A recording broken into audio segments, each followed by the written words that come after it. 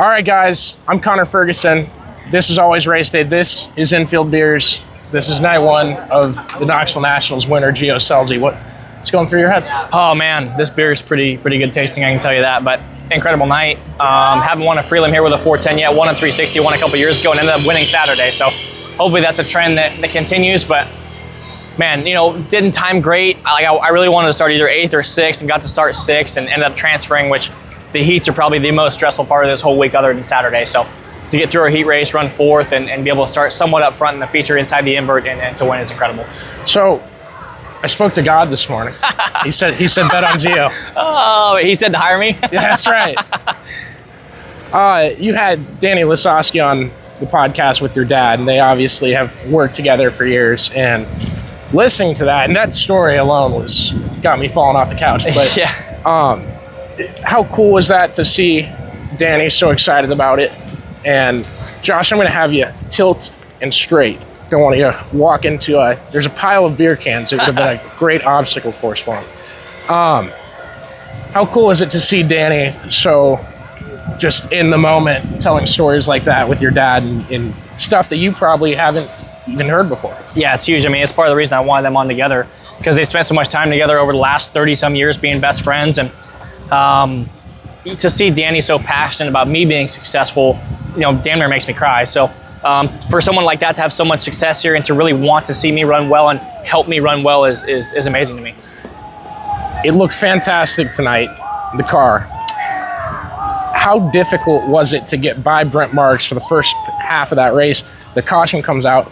All of a sudden you could do it and you made your charge, but what was stopping you from doing it before? You know, I got a good initial start, got into 5th right away, and then Brent looked super tight on the bottom. Couldn't really get off the corner any good, and I passed him there with, I don't know, 8, 10, 12 to go, 16 to go actually, I think, and didn't pass him at the line, so obviously I got put back behind him, and that kind of killed my momentum a little bit, and ended up driving back around him a lap or two, and then got by Peck, and then eventually Jacob. So, you know, there's always one guy I feel like that you struggle to get by no matter who it is, and someone that's as fast as you that is kind of in the way. So when you can not waste too much time and get by him, it makes the rest of your race way easier. Are you counting laps in your head, or are you looking at the score? No, hell no, I can't count that fast. I can't count that high in my head, but yeah, I saw, obviously yellow was 16 to go, and I looked up again when I passed Peck, I think it was 8 to go. So I mean, sometimes when you break concentration like that, it can kill you, but at the same time, if you're aware of your race car and where you're at on the racetrack, it can help you too. It's a high quality. We got Damon acting as the guide over here. Got a lot of people. Obviously, we're out of the infield now. We're gonna walk over to Dingus, have a little party. Massive win. Yep.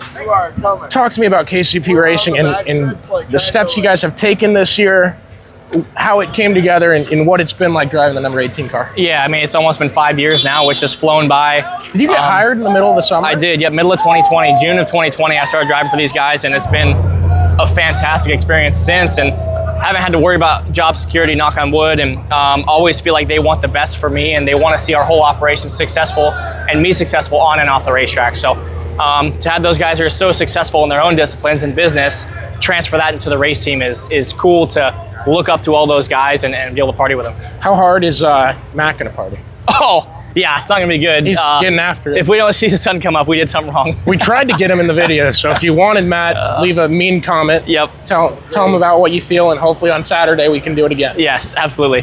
What your top point guy now, 475, pretty low number it feels like to take top points.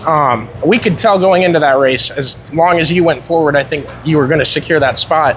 What's it mean to have that security today, and how much does that ease you to go into Saturday? Yeah, it's huge. I mean, Friday I haven't had to race it yet. I don't have to race it this year, obviously, but it's not a fun time when you're sitting there Thursday night trying to tally points on your hand or on a notebook and seeing where you're going to end up. So to be locked in and know you're there is a very secure feeling, and you get to relax a little bit for the next 2 days. I'm glad these mics are really spatial sensitive. Yes, exactly. So you have attempted to qualify for 6 Knoxville Nationals. You're 6 for 6. I think it's the best start anyone's had to their career making them. How are you so good? Oh man, I mean, this is the place I've really wanted to be good at my whole career, not only because of the Knoxville Nationals, but because guys like Danny Lisowski and Donnie Schatz, 2 of my idols, have had so much success here in the past. And you don't stumble into a Knoxville Nationals win You know, Kings Royal has a weird invert form. I'm not saying those guys have stumbled into wins, but the list of Knoxville Nationals champions as we walk through under the grandstands is truly the greatest sprint car drivers in the world. I'm not either, but I hate that goddamn wheel. The wheel sucks. Could you imagine we had that here?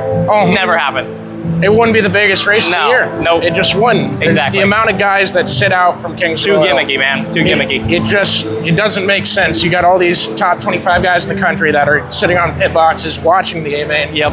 And I feel like here, it really shows.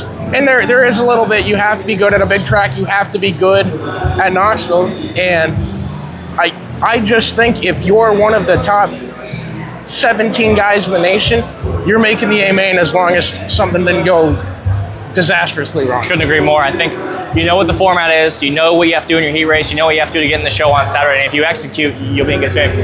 All right, we're gonna go check on Gio's dog, so we're gonna hit pause, and then we're walking into Dingus. All right, cool.